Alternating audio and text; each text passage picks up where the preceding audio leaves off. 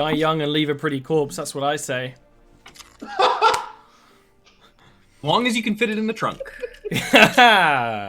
So, the camera pans deep down into the basement where Rakath can set. You've got 2 bodies, technically, and only 1 table. I have We a also chair. got a barrel and a chair. I'm going to set the mind flayer in the chair for now. Yeah. Mm-hmm. The husk goes on the table for the moment. Good phrasing. Yeah. Mm-hmm.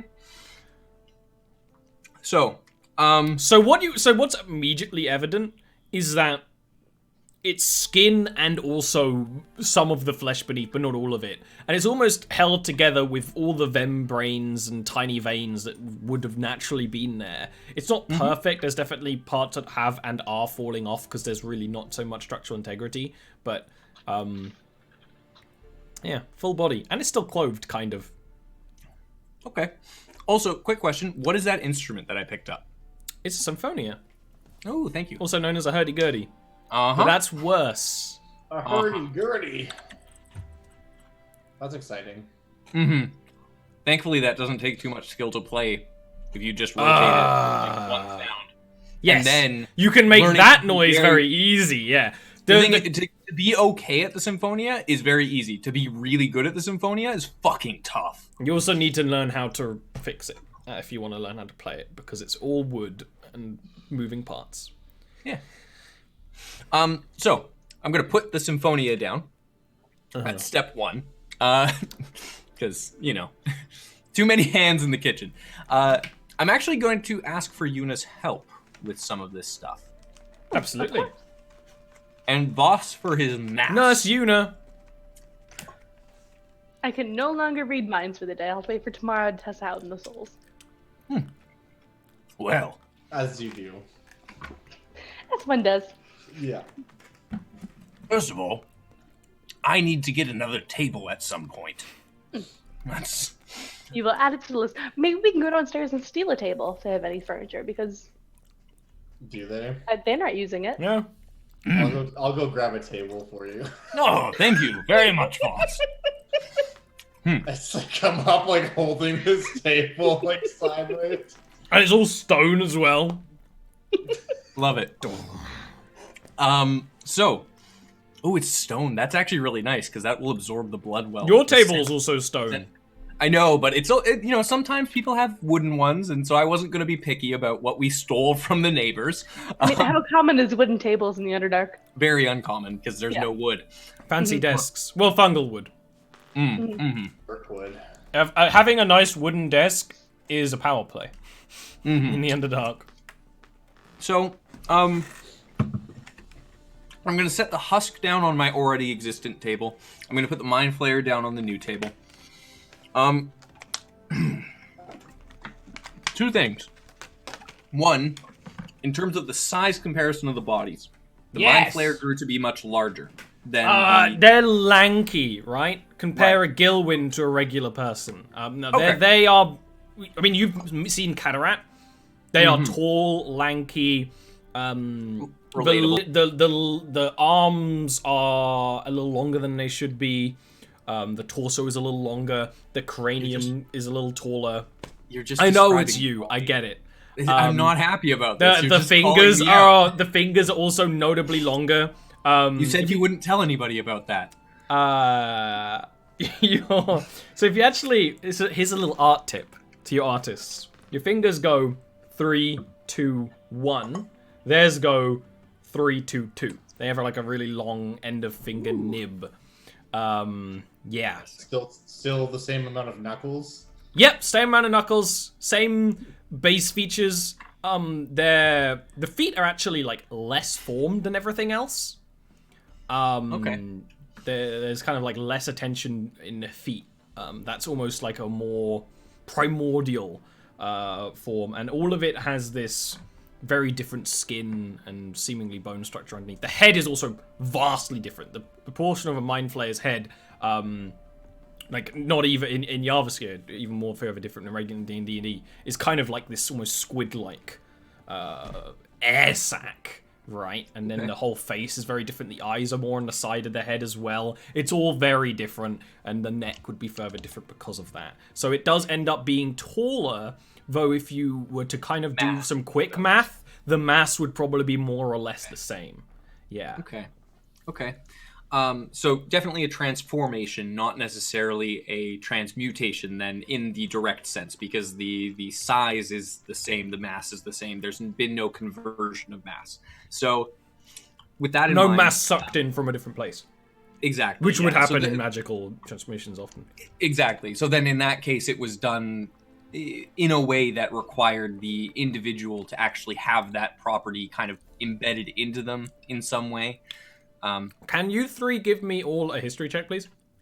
Yes. Sick. That is real good. Hey! 23. You two actually know how Mind Flayer reproduce. Mind Flayer are agender, and they reproduce by tadpoles inserted into the ear, which is produced by the elder brain of the commune. Does the tadpole eat the brain and kind of like become the head? Essentially. I mean, this would be how you would learn how that really works. That's kind of always been what you've assumed. Because it kind of burrows into the brain. I'll be getting to the brain, don't worry. That's the crown jewel. I see it. I know. We must identify the surrounding areas first, you know. This is the scientific process. You're familiar. I'm gonna dramatically like slump down somewhere. Like a bored teenager. Move the Mind Flayer body out of the way and sit in its chair. Yeah. Well, the Mind Flayer's on the table now, so that's fine. The chair's free. Well, the chair's still sticky, but that's fine. A little bit. It's always sticky. There's blood in that chair from like the last 20 people who have been in it. For some reason, there's a hole cut in the bottom as well. Like, there's urine, there's fecal matter, there's blood on that chair. That's not a nice chair. I wouldn't. Brain matter will be added to it. Is for. With that, boss is going to look at you away. and say, "Well, enjoy your experimentation. Perhaps I will see if your brother is occupied before you go anywhere, because we have you here for the moment. Would you mind helping me get that mind hawk into the barrel? It's just a very large body, and I'd rather not do it myself." Sure. Thank you. Very quick task, nothing major. But... Yeah, that's for Voss, tall and strong, easy. Yeah. So I'm familiar with alchemy. So do I know what formaldehyde is? Is that common? I imagine you would know what it is. Yeah, it's definitely an alchemical reagent. So I will tell Boss at least some kind of fantasy equivalent. If you could buy some formaldehyde for us and have it shipped in. Yeah, why not? It's gonna make the distilling process easy. Nothing would make me happy. I will ask him for you. Tell him it's absolutely necessary. They'll either be formaldehyde or some kind of primal. Maybe get some frankincense. Voss, as well, you might want to check on Torum just to see how he's doing. I'm sure he's still resting, but good to check. I am going to actually move over to the husk first. Rather than looking at the Mind Flayer body, I want to see where the Mind Flayer came from. What expansions happened pre-expulsion? So, essentially, what metabolic and physical changes occurred before the actual transformation? Birthday. Give me a medicine check. Sure. The only thing, other than the fact that you are looking at a husk of a man, the only thing that seems different is the back of the cranium was pre-expanded, which leads you to believe that the brain of the Mind Flayer grew while inside the head, whereas everything else kind of like a caterpillar kind of prepared and then all happened at once. That seems to be the only other change. It seemed that this guy was already blind. That wasn't an effect of the thing. And it would. You also lead you to believe that you if you were like somehow unaware of this thing burrowing into your brain, that you probably wouldn't even notice at first. Question for you: the eyes. Yes. How was he blind in that instance? Because the natural blindness. So he was born that way, is what I'm asking. There wasn't a disconnect from the optical nerves or anything like that. Yeah, born that way, seemingly. Born that way. Okay. There's also, magic could have done it in some sort of way, but yeah, something of that kind. Within that sense, is there any magical way to cure that natural blindness that we know of? A powerful healer, in theory, could remove something like that. Because in theory, then a slightly less powerful healer might be able to remove it from the deceased eyes. A talented surgeon might be able to remove it to make these diseased eyes possible. A healer, it would depend on the type of healer, whether they could heal dead flesh or not. Right? So a necromancer. A necromancer who also knows healing. So Yuna in the future. Yeah. Yeah, in the future. Great. That's actually good news. If Yuna ever gets lesser restoration, she can fix them eyes. While they count as objects, you cannot cast mending on the eyes. Fair. That was my question. Yeah, not Yuna right now. Okay, I'm actually going to remove the eyes and drain the capillaries, as I mentioned, to get the blood out of there. Now you get fairly nice hollow grayed out eyes. Yeah. And then what I'm going to do is I'm going to put those in a little box there with a little bit of ice around it.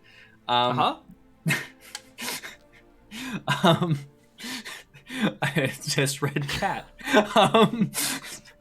So anyway, they're gonna put the eyes in a little box. I'm gonna hand those to Yuna, and then I'm gonna say, we may be able to cure these, and then if someone loses an eye, we may have a spare. Please put the eyes in a glass jar so that they kind of bob around and are looking at things, so that you have even more of a mad scientist flair. I will allow it. I would like to put a pickling solution or something in there, something little, not formaldehyde, but like, I don't know, vinegar. It would be a vinegar solution. Yeah. Yes, you have vinegar. Vinegar and ice would keep it actually quite well. Probably about a 6-month preservation on that. I'm gonna put that in the ice box for you to keep our food. Your cook, and you have a separate cook who rarely shows up, who is a slave, is gonna show up and be like, Every encounter, we just get another organ. Eventually, we're going to be able to build something. He's going to build something one day. We have eyes, we have a heart, we have lungs. I will label it. Have you not thought that I am looking at how to build Torum a body when we finally figure out he has a soul? I don't think he wants whatever body you're going to build for him. It's his choice to make, boss. Our child can choose whatever he wants. Not in this house. So, anyways, now that I've got the eyes separate, what I want to do is I want to show Yuna the cranial expansion, and say, so it appears that the brain grew first, and then the rest of the body pushed its way out all at once. Oh, well, that makes sense, and I'll tell him what I know about illithid reproduction, because I think it was Voss and I who rolled high on that one. Yes, it was not me. Yeah, so I was like the tadpole goes into the ear, where I imagine it forms the brain. Around the existing one? It would have to expand around the existing one and therefore transform the properties of the existing one. There's no way for it to just simply evolve a new space entirely, even if it's consuming the old brain. What if it eats it? Then it's still taking the metabolic processes from the original brain. So any diseases or infections that might have existed within the brain in the first place would, in theory, still be present, though likely due to the fact that they're a mind flayer, they would not be affected by them, but they might still be present, in theory. Very much in the same way that if a growth, and Rakath will actually just pop off a growth off of his arm, one of the loose ones from the bear trap, he'll actually show it as a demonstration to Yuna and just say, much in the way that a growth, if it's left to its own devices, will expand greatly. This thing essentially latches onto its host and then, if left to its devices, expands and results in this. And he says, motioning to the husk on the table. And then pointing to the now mind flayer. forming a new form, which is very interesting. The brain itself, I think, is going to be a topic that we need to really delve into. I wouldn't mind doing some harvesting first, though. Of course. So, Ollie, I'm going to try and salvage all non-essential organs and materials from this mind flayer. I'm going to I'm chopping him up. I'm chopping him up and you're dissecting him. You're dissecting the alien and removing hands, or removing appendages, removing essentially all organs that are internal and perhaps external. I know the tentacles, technically speaking, would be an external organ. So yeah, that would be in this situation a medicine check. I will tell you, as a thing, if you ever want to invest enough money to make this a torturer's workshop, this would give you advantage on pretty much every medicine check. If you wanted to make it a surgery, it would give you advantage on everything in the future. I have plans for that. You can look if you want to read. I know you do. I was just telling you. All right. The 19 on my medicine. Yeah, that's really good. You can basically chop this apart. You can remove the brain, which of course is one of the most important things, and immediately you notice that this brain is visually different from a regular humanoid brain. Noticeably, it kind of has like a separate tail.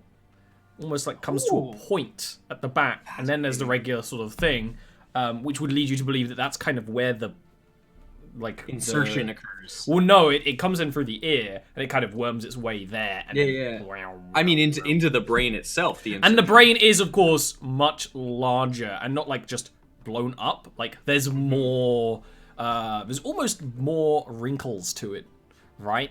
The reason why the brain is so strong is because it's so powerful, is because of all the surface material. The surface area of this brain is vastly bigger than a humanoid's, and the color is different as well. Fascinating. Kind of more of a pale blue. Pale blue. Oh, that's interesting. That would indicate more blood flow as well. Reaches a deep purple in like the recesses and things. Bluish so that means that it is actually more hyperactive then, because it's got more blood flow going through it in general. That's okay. That's it seems very obvious that while other humanoids, like heart then brain, mind flayers are brain then everything else. Right. Their heart, for example, actually is all of the organs that other creatures need to live are way underformed in this mind flayer and are formed differently. The heart is just different and smaller. The blood, like, there's actually not a lot of blood in this creature, but you can drain it away into like a tank, into like a barrel or a jar or whatever. Not enough for a barrel. Your barrel is in use. The lungs are also quite different and underformed, but they also, you know, it is like a humanoid's organs that have just been changed and deformed and lessened to a greater extent. And you would have chopped apart Drow as well, whose internal organs are slightly different, but not to this extent. Noticeably also, there's less ribs in the rib cage, and all the bones are weaker and more hollow. I'm actually going to look to Yuna and say, you know, Voss really should come down here. This would be a very good lesson on how to kill one of these things better. Well, we can have somebody go fetch him. Might not be a bad idea. Oh, I have an idea. And I pull out the signal whistle. Let me worry him. I didn't tell him it was only for danger. That's true. Let's see what happens. Okay. I blow the signal whistle as loud as I can. When you do that, like 2 seconds later, you just hear like dum dum dum dum, and I just start running down the stairs, like with my hand on my sword, and just like looking around. And I'm just like, what's happening? I'm holding the brain. Voss, I have such good news. These things, the way that they develop their bones, I can show you how to kill them easier by going through specific vital spots in case the war ever comes that you're so worried about. And I'm going to put the brain into a jar, along with, like, right next to the eyes that are in a jar, and put it down on the shelf. and then look at him and say, come on, come on. I'm just like looking. I wouldn't even be wearing my armor at this point. Like I'm just wearing like a robe or something. My sword. I'm just like. I just turn around and start walking back upstairs. Rakav actually will walk over and grip you by the shoulders and turn you around and start walking you towards this mind flayer. I feel as though I know enough about mind flayers when it comes to cutting them down. Well, allow me to give you just a little bit more information, just in case. This worries me, as it should worry you. We have infiltrators. We have people who may not even know that they have been affected yet because of the way that this expands. This is important information for you to know. I am aware of how mind flayers procreate. Then it is important for you to understand how to kill them in case more come. We did a pretty good job killing this one. A child.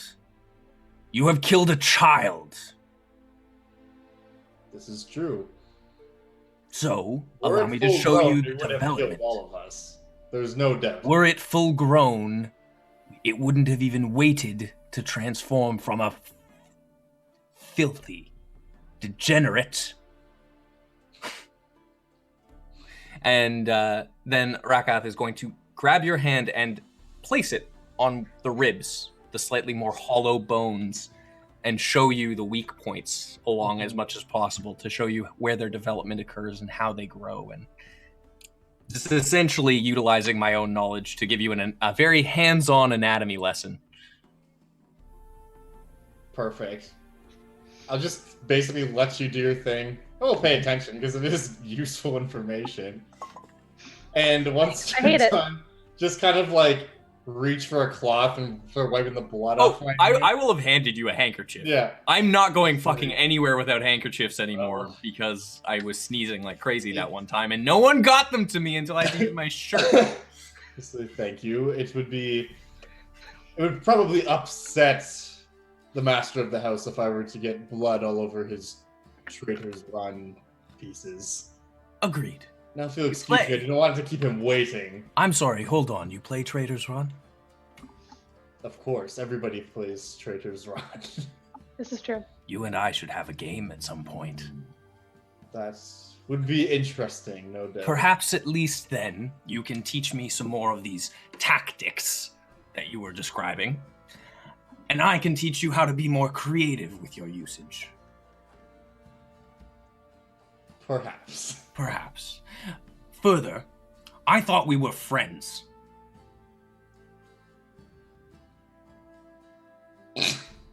We're all friends. There is a What- opened up mind flare on the table behind Yeah. the scene. Just the DM wanted to remind you of that. Uh-huh. Yeah, no, I knew you knew. Uh-huh. I like to set the scene before I have an in-depth conversation with somebody about our own personal feelings. I really like to open the room up, you know? You really want to have everyone be as open as possible. I'm literally picturing that illustration from Bolo's Guide to Monsters right now where it talks about mind flayers. Like, it's literally this. It's just a big old opened up mind flare. Yeah. Why do you bring that up now? Because I just showed you some more information about how to kill our enemies. Our enemies. Now, if allies is all you want to be with me, then that's fine. I can live with that. It sets my expectations.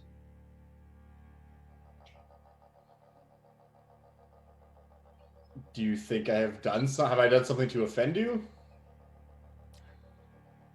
We are at war with anything that isn't us.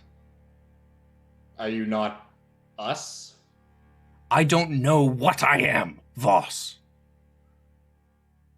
Well, you serve with us, and that makes you us. And that is all there is to it. Rakath just nods. And he'll hand you a spare handkerchief.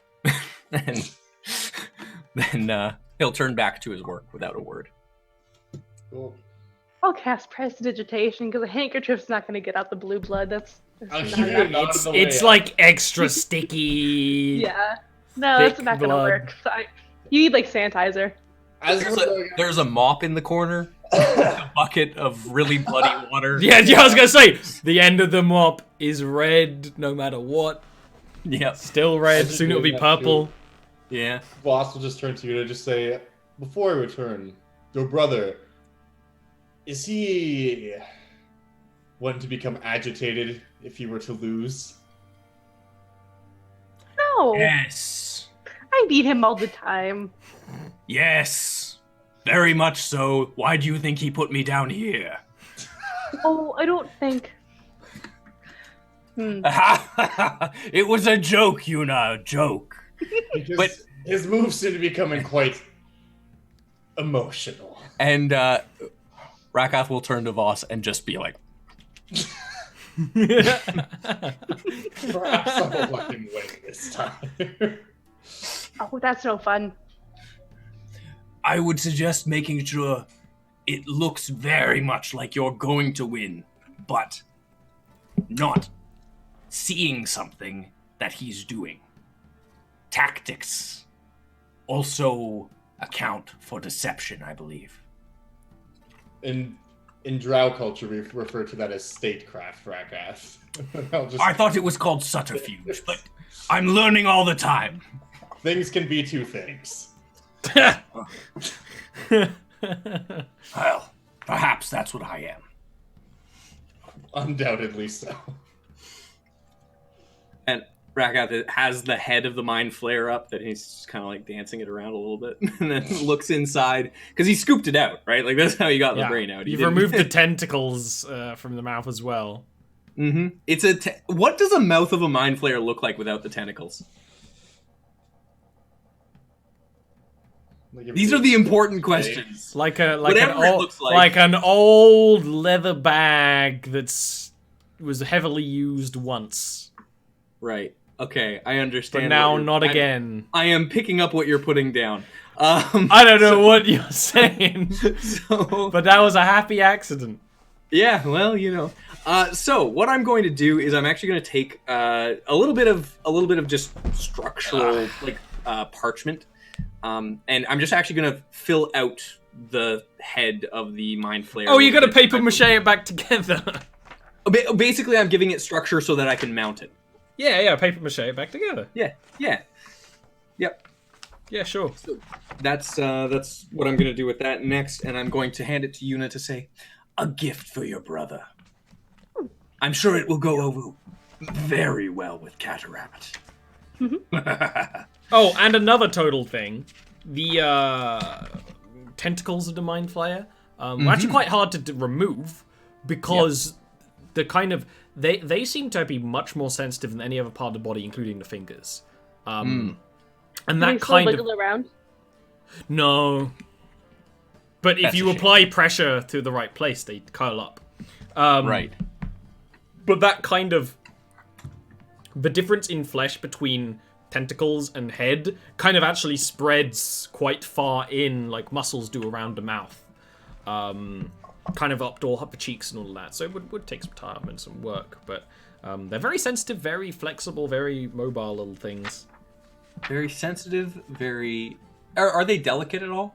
Or are they fairly, tough? Tougher than the rest of the Mind Flayer. The Mind Flayer's skin is fairly weak, but still not what you would call tough. It's not like you could start using them as grabbers or anything. No. More pure curiosity is what this is. This isn't Rakath trying to come up with another shit. Yeah, no, they're tougher than the rest, but pretty much everything physical about a Mind Flayer is weak. Basically, what I'm doing is I'm making notes about literally everything that I've dealt with the Mind Flayers for, and I am essentially going to be providing this report to number 5. Absolutely. Yeah.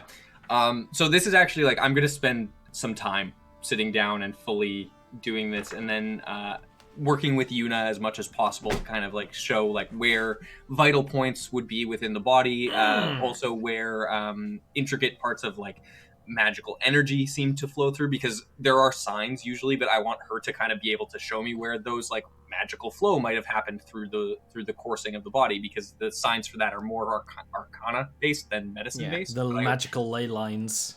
Exactly, yeah. So, like, I want to kind of get that information as to how the Mind Flayer actually functions, because, them being able to cast magic is a known thing, and obviously, it's void magic, so we're aware of that. But what I want to understand is, essentially, from my understanding of the medical foundation of this creature, where those ley lines would be for a Mind Flayer. So if we need to, say, find a way to cut those ley lines off at any point through pressure or through grappling, through some means of mechanical exploration that number 5 might be able to come up with, then we would be able to at least have the information there to enable us to create perhaps some form of grappling net weapon that might disable a Mind Flayer. That would be a Arcana check from Yuno with advantage.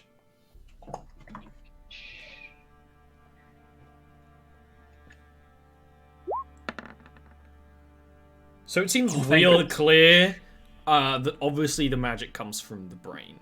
Now, magical theory that I imagine would be quite interested in is like, but where does magic come from? And as a wizard, really, you aren't magical. Yeah, we're not producing anything. We're manipulating. You're manipulating magic around us. This seems much more... Whatever power they're channeling is internal and is clearly void magic. This is a creature of the void in some way. So you're saying I could take this brain and use it as an arcane focus? That's what I'm hearing. If you wanted to start being a void mage, yeah. I can, dabble. I'm a wizard. I can do everything. Yeah. Well, I can pick up a minor. Fine. Yes, that's true. But yeah, it seems that whereas you are, as an arcane spellcaster, because there's different sources of magic, and Arcana is its own source of magic. While arcane spellcasters often draw from other places, it's considered its own thing, usually, which would be separate to Void and Divine and all that kind of thing. It seems to be that this brain is to channel the magic, purely the brain as well as the tendrils. Similar to how you cast spells with your fingers and your mouth. It seems that is used instead of the hands. Although the fingers and the hands still, you imagine, probably would still be used for some magic as well, just not as naturally. You've heard of Mind Flayer wizards, who most likely would cast spells more similar to you. But the natural void magic within them, which you can sense, mostly has left this creature now, in death, is focused from the brain, seemingly maybe produced by the brain, and every single organic piece of matter from this creature is saturated in void magic. I will relay that information to Raka, and I would just say it still emanates magic. Whether or not it still produces it, I would probably say no, but whatever was left in it is still there. I wonder if we gave it some incentive if it would produce magic again. He looks to the tools. I look to the soul. Oh, I don't think we need to go that far. What I'm thinking, you know how some magic seems to seize something? Much in the same way as when pain strikes you, your muscle clenches, right? That is an activation of sorts. Body reacting to an external stimuli, or an internal one in some cases. What I'm suggesting is that this... You zap the brain. Yes. Is that this is a muscle. And if we probe it in the correct manner, we might be able to produce void magic.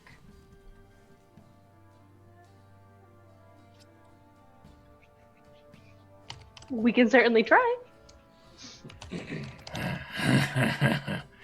Well, I would rather we don't do that here, because I don't know exactly how devastating that could be. I would suggest that we actually As this is something that concerns all drow, we bring it to the artificer. Number 5. Although I imagine numbers 1 through 4 will have an interest as well. Also, for someone who's meant to be so much more efficient, they haven't shown up for their appointment yet, and that is slightly worrying. Appointment? Yes, I sent for them. Hmm. They were very interested in the Mind Hawk in the first place. They were the ones who sent us after it. Well, Oh well, maybe they'll come now that we have more. perhaps. I'm really not that worried. Worst case I'm gonna scenario, we just kill poke it. at the brain. And try to channel magic through it. See what happens. Not much. Ignoring what was just said. Yeah. Not much. One thing I'm going to do, this I think is, we need needles. yeah, I got those. That's What not a is problem. notable, and I think most of you two would both notice this, is that, the brain isn't drying out or anything. There's like this membranous layer of that kind of almost embryotic fluid still around it. It's almost like a Mind Flayer brain is semi-designed to be removed. Well, Because I'm it's certainly still gonna keep it- fine. I'm going to keep it in the jar, but You're gonna need a big jar. But yeah. I'm going to get a big jar. I'm sure I have a big jar lying around. This is not the first thing that I might have to take out another brain from it. If he doesn't have a big jar, I certainly think have a big enough jar. You have jars. We have jars. We're rich. It's fine. So Not I'm big gonna jar put rich. the brain into a jar of substantial size. I'd like to actually get a lock for this jar. Yeah. Yeah. I imagine Just- you have a box of locks. Yeah, and I want to essentially just keep the jar locked with a key that I have. Nothing too fancy. It doesn't need to be a crazy good lock. It's more just I'm also going to draw in some candle wax, and I'm going to put a little bit of candle wax, melt it down, and stuff it into the actual lock mechanism. Just along the base, not where the pins actually are, but right in front of where the pins are, so that if a set of lockpicks are used, that wax will be scraped out, and therefore I'll know if someone tried to access it. I get you. Yeah. Good idea. Yeah. And then I'm going to put the brain back down, and I'm going to say to Yuna, We should talk with the artificer as soon as possible. Sure. I would like to stay here and watch these items. We already had one watching us. I imagine we have more. That boy of yours, you know the one I speak of. I'm not going to give any more details, and don't worry, I don't care. It's just important to note, keep an eye on him. Not because I think he's already infected or spying on us, but because it would be heart-wrenching if he did, and I just think that you should Oh, pay attention. Torum is fine. He's just Not we Torum. took it out of him. He's just Not sleeping. Torum. The one you don't want your brother to know about. Oh, Nero's fine. Just pay I attention would know if to something him. was with his brain. Just pay attention to him. I can read minds now. I know. Just pay attention to him And see so the that future. if anything happens, or if anyone has been acting weird, and get him to let us know. Use him as our spy within the servants. But we only had like 2. You have 3 Yes. servants. It's not that hard, yeah. But you trust him. Yes? Yeah. Ollie, quick question. Was it Elisane is one of the ones? You let me get it up. They're all in the same section of my notes. The one who was nice to me. There's Nero. Yeah.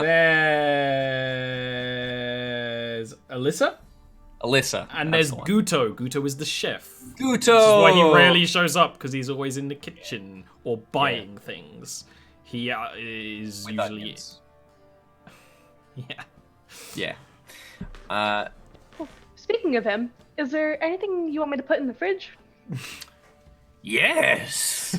Yes. All right, we're gonna We just do have to a. make sure it's properly labeled. We're gonna do a time wipe to next morning, where I imagine Yuna at least is quite eager to do some experiments with full spell slots.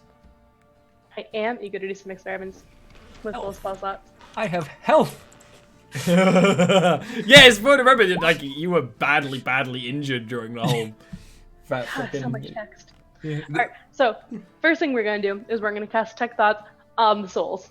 Yes. See if anything comes from that. There's an immediate thing you notice, right? You've cast Detect Emotions on these souls before, and usually there's some kind of reading back. When you cast Detect Thoughts, no souls have thoughts other than the Mind Flayer's soul. The thoughts are very basic. There's not really any real form or substance to them, but there is... If I say things, does he react to it?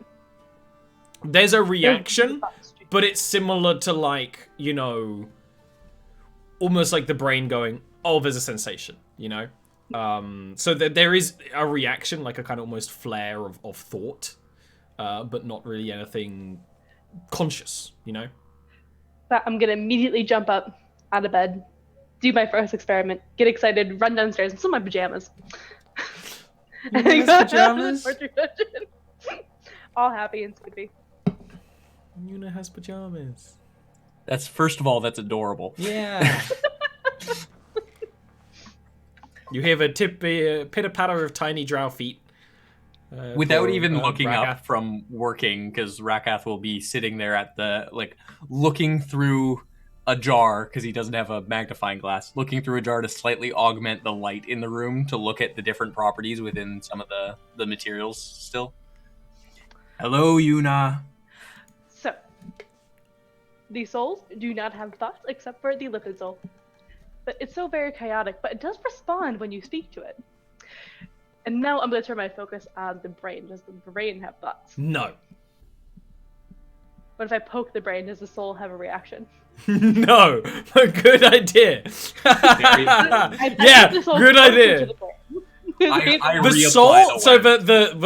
the mind is actually stronger the closer you bring it to the brain. Not by like a huge amount. It doesn't lead you to believe that like that this is ever going to go out, but it definitely does kind of But interact. I wonder if I could put it in. Well, yes, but then you need some kind of housing to have them into work, most likely. You can just shove gems into things, absolutely. Don't, Whether hold on. Don't. But it does. I'm not going to do it, but it does react. When it gets closer. That is. I mean, no, like Rakath visibly, because she is already seeing lights and colors and beautiful things no one's ever seen. But visibly, the blue inside the soul stone increases and kind of flares out when it's near the brain. That is both concerning and fascinating on many levels.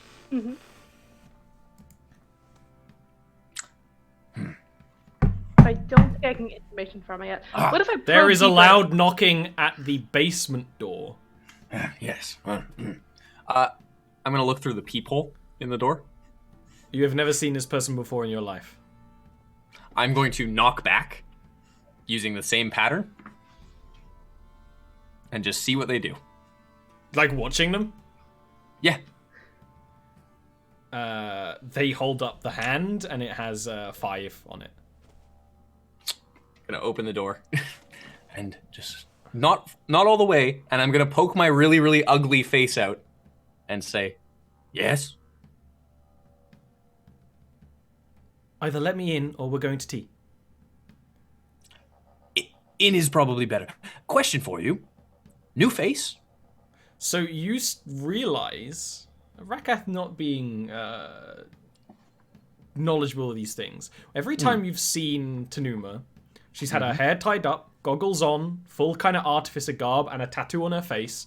This is like hair down, no goggles, no tattoo on the face. It's her, just her trying her best to not look like her, and she's wearing like a shabby, like a kind of slightly crappy robe and cloak, the kind of thing you probably keep in like the bottom of your wardrobe. Right. She's looking casual. Right. I'm going to open the door then as I say this. She'll step in and say, sorry for the time. Someone's trying to kill me. Well, that's not good. Why is someone trying to kill you? Comes I with mean, the job, other than the I'm- obvious. Well, it comes with the job, I suppose. Yes. Do you know who? Yes. Well, that's good at least. When you know who's trying to kill you, you can plan for it. Exactly. So I am quite confident. I'm just careful. Really, this is the first time any of us have been back in the city after finding out. You may have heard, did you hear about the whole thing at the cathedral? No. Did I hear about the thing at the cathedral? You've been very preoccupied. I've been very busy, so no, I haven't actually been paying attention. Someone tried to kill the Mad Priestess, a group of assassins from the surface. They failed, but they blew their way out using quite powerful magic, which worries me because people wielding magic, I both know. I know enough about it to fear it, right? That's kind of Yes. the... Well, I see you've been busy, though. Yes. I must apologize. The Mindhawk, not in any state to come back to you, unfortunately. Well, I would have come back sooner, but... No, of course. But I have something that might interest you even more. And I'm going to show her in and show her to the jars. And then say, Oh, these eyes are more of a personal pet project. move those over. And then show the brain and I'll say, out of that and also wave. Yeah. She'll Oh, say hello yes. to you. Sorry, of course. Yuna, have you two Nice met? pajamas. Yes. Thank you. Yes, we've met. We met before. Excellent. Sorry, I didn't want to.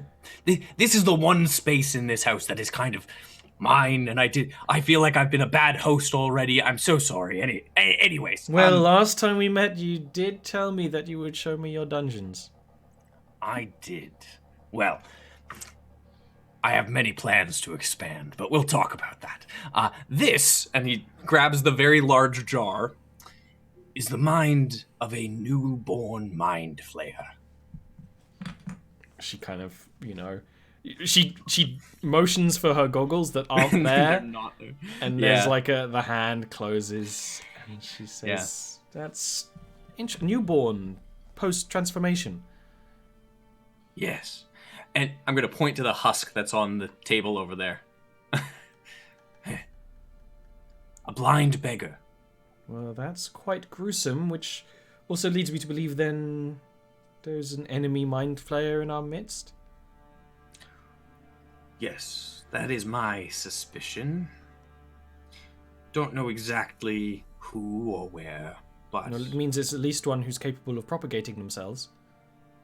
yes. They can't create the tadpoles on their own. Only an elder brain can do that. So either they stole some, or this problem is infinitely bigger than... Yes. I would suspect that theft would be very difficult from the elder brain of the Ebimari. Oh, when one wills themselves to hide, they can hide. Yes, but hiding isn't everything that's required for theft. Something, unfortunately, in my younger years I have a bit of experience with. But what I will say is that if it is a new hive, as it were, where would they be?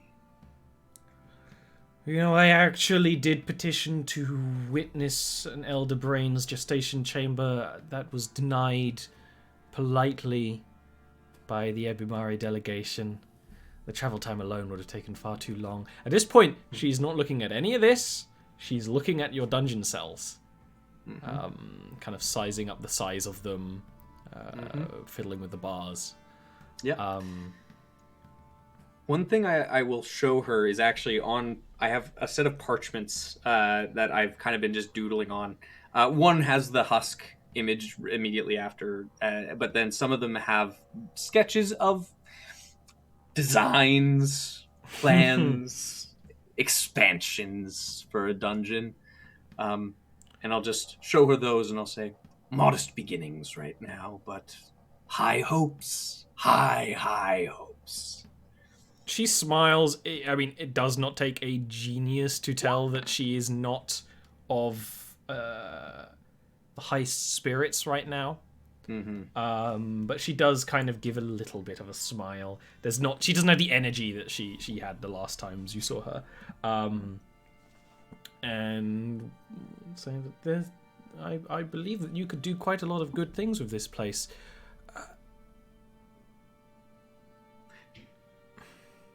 Does anybody know that you're here? No. Good. You can stay as long as you'd like. Oh, that will not be If necessary. you have space, you need space to work, you can come here. It's not a perfect space, but I don't mind sharing. Oh, and the floor below us is completely empty now that we got rid of the illithid. Above this, below, Above this? above Yes. me, Yeah. Yes. yes, but below House Tabletop, so that we might have space to expand, but we'd need to acquire it. And then if you need a safe space, that The might issue be a way being, to if someone were to look hard enough, they would find you all here with relative ease. Yes, I am but they would dealing find with- us here. And who would ever try and spend time with whatever the hell I am? Oh, me. Right, yes. Apart from House Tabletop. If there was less difficulty, I would dedicate myself to finding out the answer to what you are. But at the very least, maybe I could store some things here. If everything goes wrong. Not a bad place to have a backup.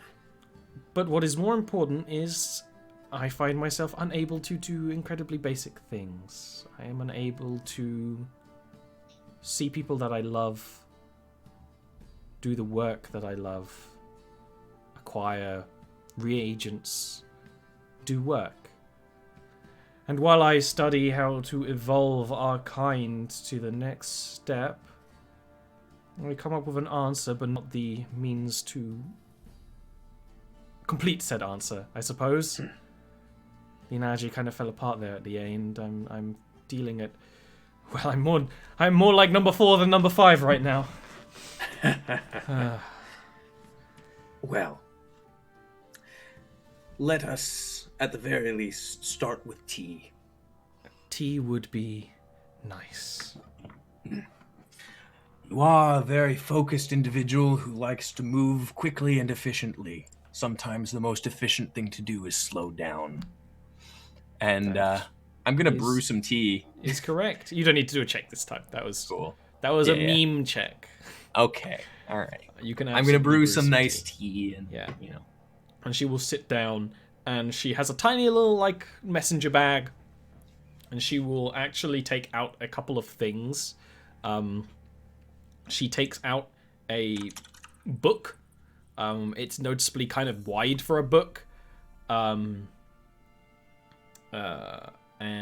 a little slither of a chromatic kind of mercury-like material, but a little darker. And it will say, if you find yourself overburdened with time, there's something you can help me with. Go on. I am attempting to recreate and evolve on the concept of Turum de Ross. While the dwarves are creating new life, if it doesn't fit all the definitions of life as we know it, I wish to evolve usurper kind in the same way. Perhaps a kind that doesn't make the mistakes of our present selves. The only issue being is where does a soul come from? And this is part of the reason why I come to Univara, in that I believe the creation of a soul is something that cannot be done.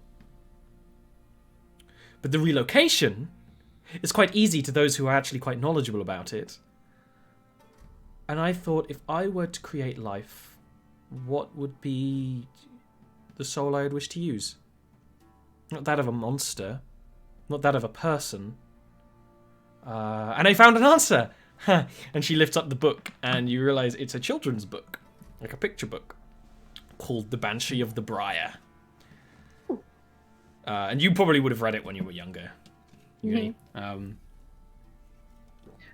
It's a real story. The Banshee is real. And it would be the perfect building place if its soul could be... I'm quite partial to children's stories, I think. Sometimes the stories that have a happy ending are nice.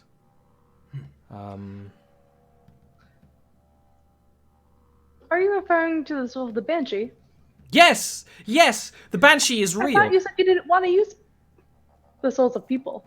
But is a dead person transformed into a Banshee? That must have some sort of effect on the soul, and given a new body... Well...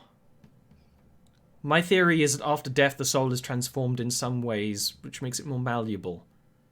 Because most of the souls leave this plane. Oh, interesting. What happens to them when they're stuck on this plane? Well, it creates ghosts. And there's all manner of evidence of ghostly spirits and apparitions haunting objects. So I believe that would make... Do I have to worry about ghosts? We always. I have a collection. Well, they should be safely contained within the soul stones. That's precisely the case. Now, a point of interest. There is no transmutation. There's no change. There's no pulling in of a new thing when you are pulling the soul out of something like Yuna does. It is a soul that is taken in its entirety and placed into a soul gem. Sure, it is a translocation, of course, and it is a transformation of kinds as well, but it is not a transmutation. There is nothing new being added.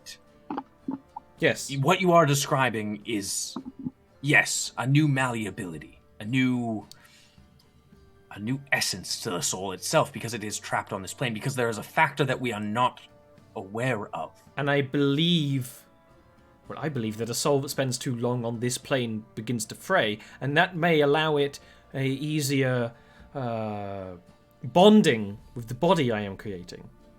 And she actually taps the metal, and it makes a very deep noise for a very little sliver of metal it is. Like threads patched onto a cloak. I understand. Yes. I do not know the exact... The soul forging process that makes Duros is something that I have not been able to work out. When I send questions, I do not even get a note saying, we politely decline your request. So if you were to go to Deep Spine Tower and require that information, that would be quite interesting, but I believe less likely to be successful than an experiment of our own. And if it doesn't work, then it doesn't work. That's fine. That's science. If it does work, even in part, that's information. I have a suggestion. A further experimentation, if you will. Void magic. The connectivity of a mind. What happens if a soul is engulfed by such magics? Well, that is a further question.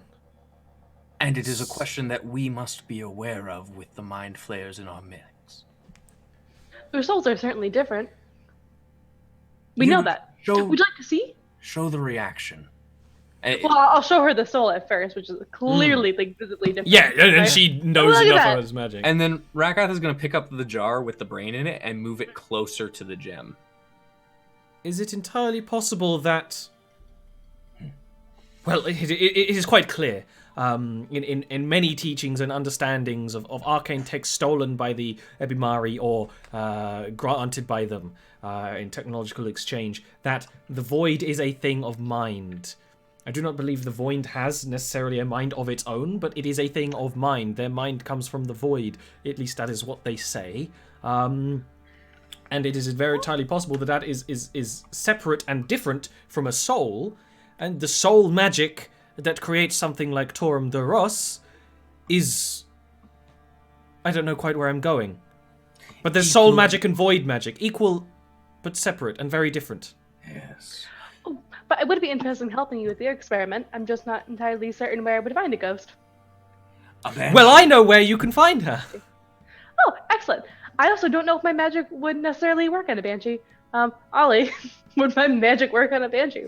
Because aren't they immune to necrotic damage? That doesn't mean it would not Not Do work. the effect, it just won't do the damage, right? Right. This is also You just need a bigger soul gem. yeah. This is a mechanics question following up.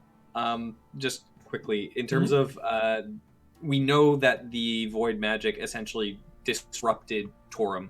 Yes. So mechanically, that equal and opposite reaction is essentially canceling out and causing some form of chaotic outreach. Based on what Una discovered earlier, and I may have just missed this is why I'm asking, the residue that's created, is that the void residue, or is there some other residual effect that was affected upon the world or Torum outside of that? Refine? Sorry. So My brain broke as well. Yeah, I know. It's like it all made sense, but I have no idea what the question was. let me rephrase. Yeah. Anytime that there is a cause and an effect, so there is something acting on. Oh, something. are you asking if whatever happened to Torum generated the magic that she stole? That she took? No. So what I'm asking is that was clearly created in the interaction regardless. There was either some expulsion of void magic or something else. But were there any other factors that were created during that exchange? Likely, but you don't know. Okay. You wouldn't know enough about arcane energies anyway. More what I was asking is if Yuna noticed that and I missed it earlier from the conversation. So, okay. But you know what this is a good time for? This is a good time for a break. Yeah. I have so many more questions, though. I know! The conversation can continue in a couple of minutes. Yeah, I gotta go pee anyways. That's reasonable.